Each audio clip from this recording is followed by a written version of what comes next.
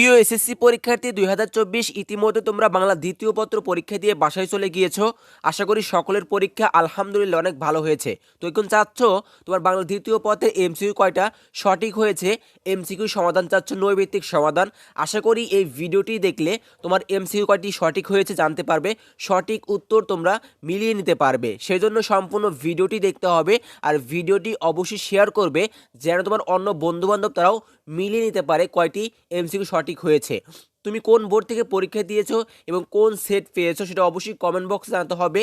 তাহলেই কিন্তু আমরা তোমাকে জানাতে পারবো যে তোমার কয়টি এমসিকিউ সঠিক হয়েছে। তো তুমি যদি জানতে চাও এবং মিলিয়ে নিতে চাও তোমার কয়টি এমসিকিউ সঠিক হয়েছে ভাইয়া, সেই জন্য তোমাকে একটি কাজ করতে হবে।